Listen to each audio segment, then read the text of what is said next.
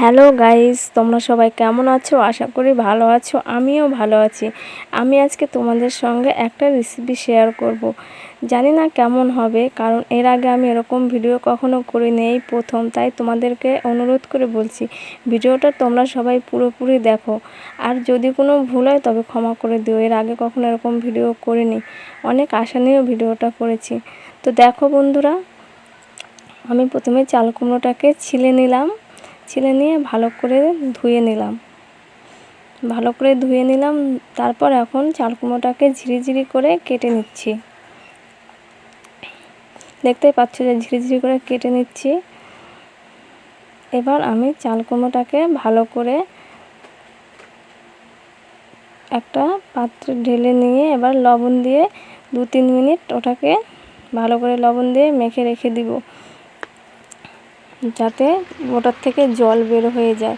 তো দেখো, ওটাকে আমি রেখে দিয়েছিলাম। এবার একটা কড়াই দিলাম, কড়াইটার মধ্যে তেল গরম হয়েছে, ওর মধ্যে সর্ষে আর লঙ্কা ফোড়ন দিলাম, দিয়ে তারপরে আমি চাল কুমড়োটাকে ওর মধ্যে ঢেলে দিলাম। দেখো, এবার তার মধ্যে পরিমাণ মতো লবণ ও হলুদ দিয়ে দিলাম,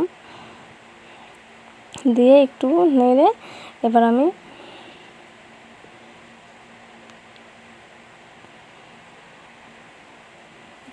একটু নেড়ে চেড়ে এবার আমি ওটাকে ভালো করে একটু ঢাকা দিয়ে দেব, যাতে কুমড়োটা একটু ভালো করে সেদ্ধ হয়। সেদ্ধ হওয়ার জন্য একটু ঢাকা দিয়ে ওভেনটা একটু কমিয়ে দিলাম। দেওয়ার পরে কিছু সময় পর আমি ঢাকনাটা খুলে দিলাম এবং ওর মধ্যে যা জল বেরিয়েছিল ওটা দিয়ে সেদ্ধ হয়ে গেছে চাল কুমড়োটা। এবার আমি ভালো করে ভেজে নেব চাল কুমড়োটাকে।